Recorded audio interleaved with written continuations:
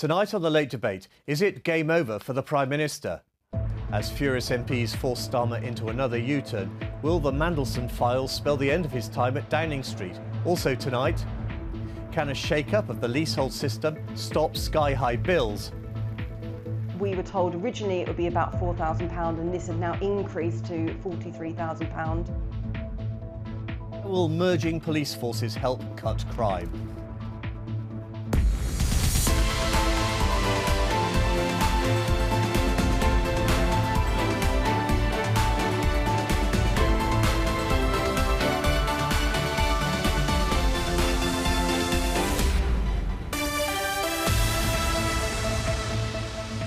Hello and welcome to the Late Debate. The Prime Minister is fighting for his future after the Epstein files rocked the government and raised serious questions about his judgment. Sir Keir Starmer said he regretted giving Peter Mandelson the job as US ambassador. In the Commons, MPs from London and the home counties queued up to put the boot in. Peter Mandelson, it seems, helped Jeffrey Epstein and his associates make money. And that money was used to run his paedophilic prostitution ring. This is a basic corruption of our political system that we're looking at in the behaviour of Peter Mandelson. How did we get here that a man like that became ambassador to the United States from Britain? I have been a member in this place for longer than I care to remember, and throughout that time, I have seen powerful men go unchallenged and cause havoc with our country as a result. Joining me are my guests this week. Dan Tomlinson is the Labour MP for Chipping Barnet, as well as being a Treasury Minister. Bob Blackman is the Conservative MP for Harrow East. And Sarah Olney is the MP for Richmond Park and is a Liberal Democrat. Welcome, all of you. Dan, has this been the worst week so far for the Prime Minister? The Prime Minister this morning, he apologised for what happened, for appointing Peter Mandelson. And yesterday in the House of Commons, yes, there was a motion that was brought forward by the Tories. The government amended it, and the Prime Minister wants to see the documents that were passed to him, that were part of the vetting process. He wants to see them out in the open. Actually, I think that some would have been published yesterday if it wasn't for the police saying that there's an investigation ongoing and they just want to press pause so that we don't step in the way of that investigation. And he and I, Labour MPs, and actually I think I've heard anger from the opposition MPs that I just saw on the tape there, we're all very angry at Peter Mandelson, because Peter Mandelson is the person that has lied. Peter Mandelson is the person that didn't fully disclose the depth of his relationship with Epstein. Peter Mandelson is the person that is in the wrong and has let down all of us. He's let down the country and he's let down the Labour Party too. But has it been a very bad week for the Prime Minister? You must concede that.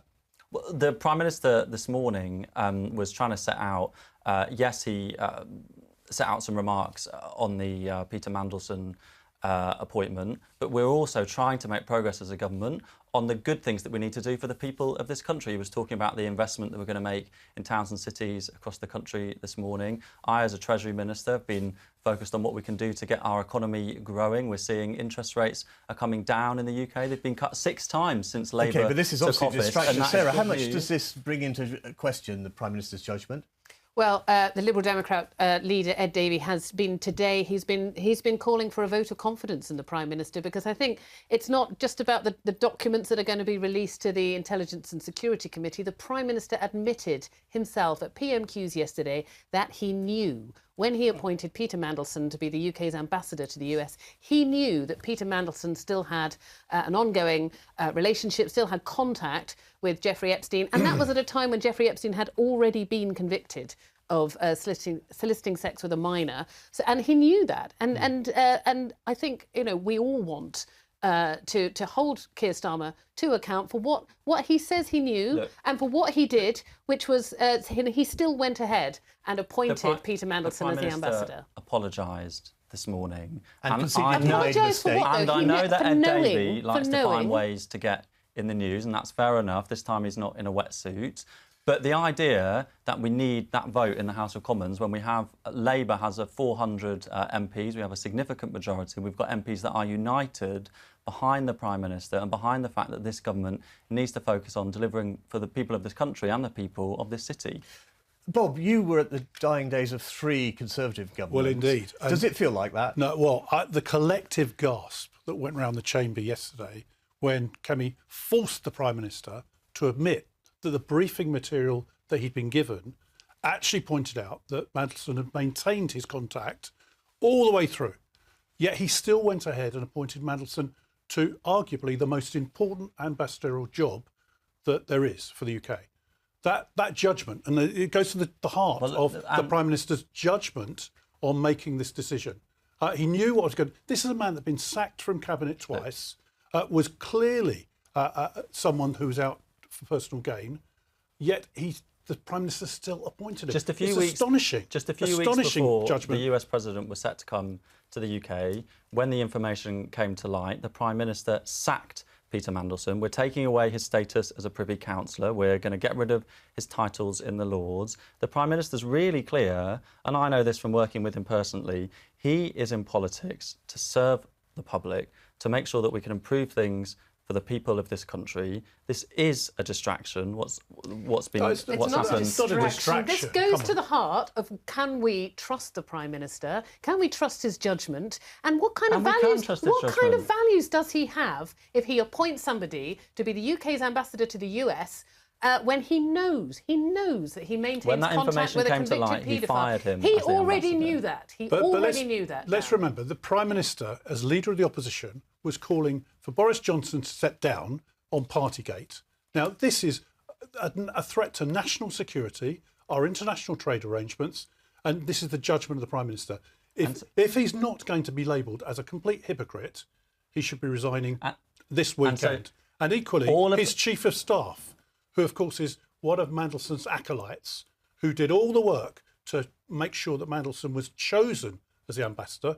I'm amazed that he's not gone already. And the Prime Minister has to get rid of him, because I've spoken to many of your colleagues who are all saying the same thing.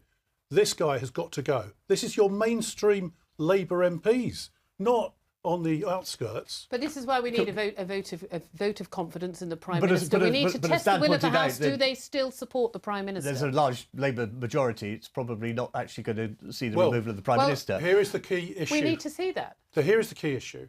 If a vote of confidence is brought, it can only be brought by the leader of the opposition. If the leader decides to bring that, then Labour MPs are going to be forced to make a choice.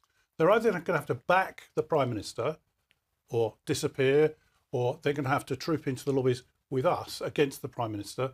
At that point, every single Labour MP who chooses to vote for the Prime Minister will be tarred with the same brush of the poor judgment of the Prime Minister.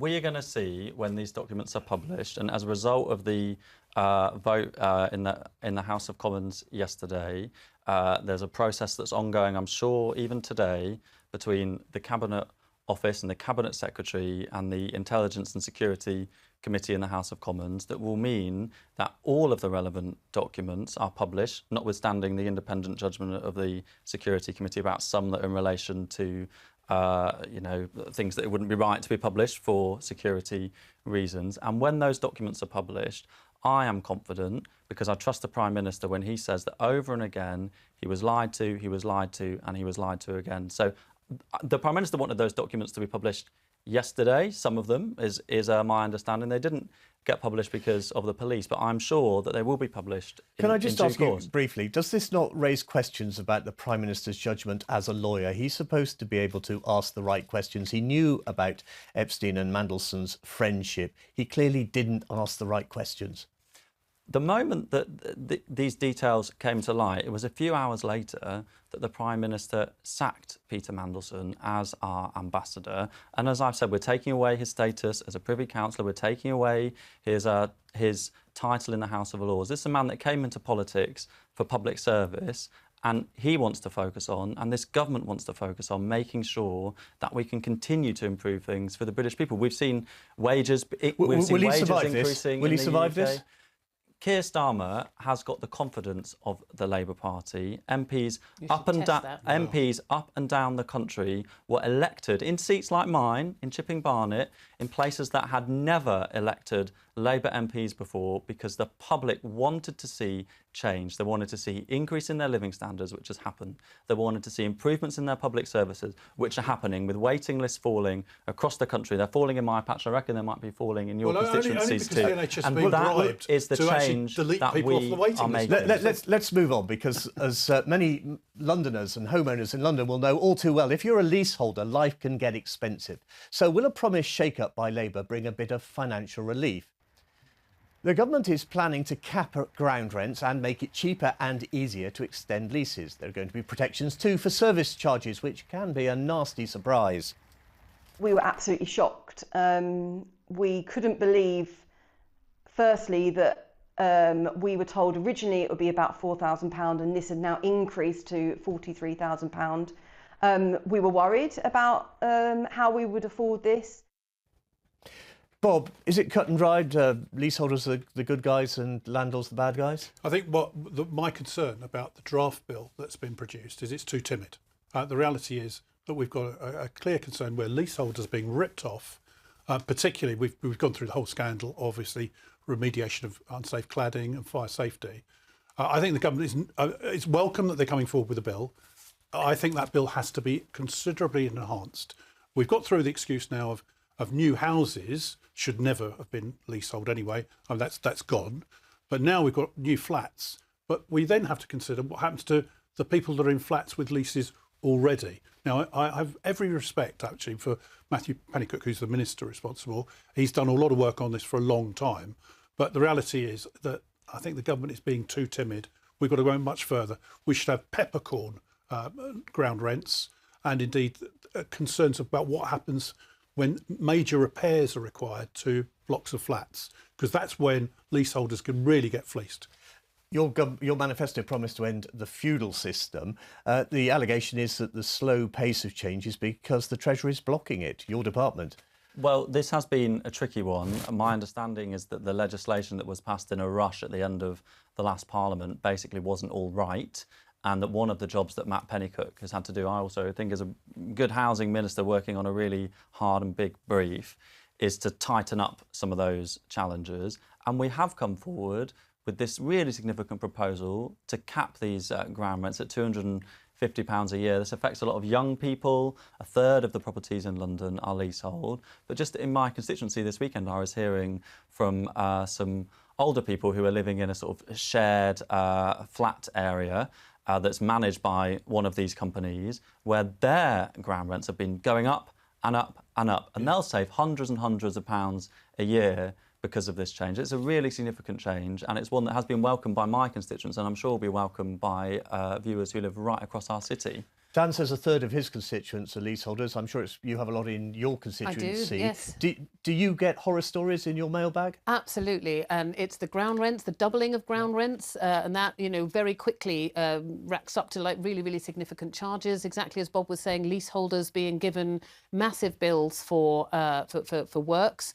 But the service charge, there is so little accountability for the service charge, and it can just bump up. And there is no no description of what the work's for or why it's costing so much. And the leaseholders have no control over those service charges. So there is scandal upon scandal in this. And I would agree with Bob. I think the government need to go further. We need to see much greater action towards ending leasehold altogether. And some of the least accountable freeholders are local authorities. Well, some of them are actually people from abroad who own the properties and very difficult to trace. I sat on the Housing Committee for 14 years before the election. I know that the Housing Committee now is doing some pre-legislative scrutiny on this draft bill. And actually, I hope that together, on a cross-party basis, we can actually improve the bill so that the long-suffering leaseholders are not continue to be fleeced. But I think the other problem is, of course, is that where we should go is to get common hold on blocks of flats, so that instead of having leaseholders, people will actually have a share in the building themselves. Common hold is part of the plan, isn't it? Yeah, and one of the things that I think the constituents of mine who maybe own their own home outright or are social or private renting also is worth understanding about the leasehold situation that people are in is that it's really difficult for them to sell their properties because of these ground rents, because of these service charges, because of the complicated relationships that they're in that are pushing up their costs. It's really tough for people to get out of that if they want to move. True. And so it's really gumming up the housing market, particularly here in London, but also outside of the city, because people aren't able to get on and sell. So I hope, and I do expect that these changes that the government's bringing forward will be able to help people if they want to move for whatever reason, either because they don't want to be paying the charges, but also, you know, their life might have changed. They might have had an extra kid and not be able to fit in the flat that they first bought. So that's another change that I hope will have knock-on effects across the wider housing market as well. It said something like £15 billion of investment by pension funds is in leasehold properties. This is a problem for everyone who has a pension. Indeed, and this is where the balancing act comes. But the reality is that what should happen, as I say, is that we go to a position whereby all new blocks of flats should be common hold, and then we should address the historical elements of those blocks of flats that are already in existence. And if we can get agreement on that, that'll be a good start to the progress that we need to make. OK, let's turn to something that's literally close to home for Sarah, because social media is full of brazen examples of crime, including this daylight robbery in Richmond. Calling the police! Call the police! But will a change in the way we're policed make us any safer? The government wants to take responsibility for counter-terrorism policing away from the Met and merge police forces in the home counties. Doing everything 43 different ways. It's not a rational structure, and it's not what you would start with if you were designing the system from scratch today. And we can't let sort of difficulty and time get in the way of bringing forward reforms that will deliver for local people. In the end, this is about having a police service that the whole country can have confidence in, is proud of, where the people that work in that service know they are delivering a high quality of service wherever they are. Before we talk about the reforms, Sarah, that video in your constituency, shocking. It's really awful. I mean, thankfully nobody was hurt. I followed up with the police afterwards. There were no injuries. But obviously it's really distressing to see that. I would say the police were there within 3 minutes. So I think they acted as promptly as they were able. But obviously to see that kind of violence, I think, being enacted in a robbery is really distressing to see. And, my heart goes out to the owners of that shop and all the people who witnessed it. Dan, is police force reform really necessary, or is this just a distraction from the crime problem? Well, firstly, it's worth saying that some of the most serious crimes in London, violent crime, gun crime, robbery, they have fallen since 2016, since when Sadiq Khan became the mayor. And so we are making improvements when it comes to crime in the capital city. On the idea of reform, I think it's really important that the government looks at this, because we are in this situation where the Met, for example, is responsible for counter-terrorism. I believe the police in West Yorkshire is responsible for the helicopters across the country. There's a different force that has responsibility for the roads. And the idea that the government's putting forward here is that we should have a national policing force that scoops together all of these things that are national, and that can be carried out and looked after at a more strategic level, and then everyday forces at the more local level can focus on local policing, because that is where we do see issues with shop theft, with the everyday crime, with phones being snatched and the like, where we are investing more as a government in policing. We've seen police numbers increase because of that investment, but there's obviously more focus that this government wants to put on that after things have been falling apart really over the last 14 years nationally when it comes to in the investment that we need in our police. Your fault, Bob? Well, of course, and that's why, of course, police numbers in London are down 3,000 under Sadiq Khan as Mayor of London, because he can't recruit the people to become police officers. The reality is that whilst certain crimes are down in London, robbery and knife crime and other offences against the person are way up. We have a problem in London in the sense that we've got these tri-borough and multi-borough arrangements for policing, which means that our police are remote from our boroughs. I would like to see us in London go back to having borough policing. At the moment, Dan, you and I have a tri-borough arrangement, we do. Barnet, Brent and Harrow, Yep. which means that the police are sucked away from Harrow to the high crime hotspots in Brent and southern Barnet. The reality is that what we want is policing back close to where people see it. We've before over Christmas and New Year in Harrow, we've had a huge increase in the number of residential burglaries, and the police are struggling to actually maintain the level of policing that we need. And that's got to change. And I think one of the other problems that we've had in London is making sure we get the right standard of police to actually do the job. We've had scandals, as we know, about some of the police officers employed in London.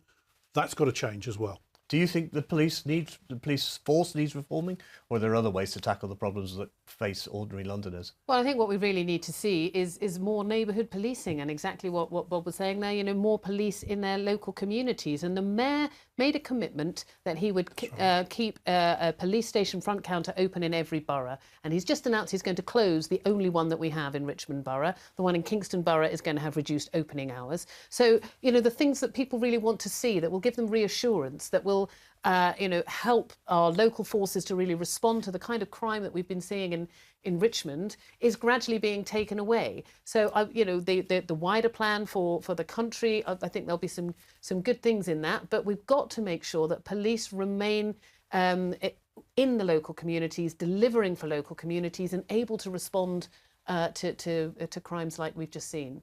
You've talked, Dan, about the crime figures. Is the perception of lawless London down to social media videos like that one we saw filmed in Sarah's constituency? Do you think there's a lot more stuff visible to people now? Well, I think we should take every crime really seriously, and, you know, just because someone filmed it and it's been shared online doesn't mean that I don't, feel really sorry for the people who own that shop, for the people that witnessed it. And when every crime happens, it's something that we want to see prevented and want to see avoided. When it comes to local policing, I do think there has been a sense over decades, to be frank, that the sense of the bobby being on the beat. If you go to your high street, you see them. You see them in your local neighbourhood. That's something that I do think we have lost over recent years. The government is trying to turn that around when it comes to local policing. And I can't speak for the whole of London, you'll know in your patches, but in the London Borough of Barnet, for example, the number of police has increased at the local level since the general election. I believe it was at around 80 and now it's up to around 100. So it's a relatively small number of police, but it is moving in the right direction. And my understanding is that, yes, there is a shift away from some roles, but the thing that the Sadiq Khan and the government is prioritising is that on the ground, neighbourhood policing, but numbers are going up. Do you all agree that neighbourhood policing, more police on the streets, is an answer? Absolutely. And I think one of the problems is, at the moment, the mayor is struggling with the police budget, and there's still, I think, a £200 million deficit. And the thing that I brought out is that since the 7th of October 2023, £82 million has been spent on policing demonstrations. Sorry about this, but I'm going to have to stop you there because we've run out of time. Thank you very much. That's all we have time for tonight. Thank you to Dan Tomlinson, to Bob Blackman and Sarah Olney. We'll see you next month. Good night.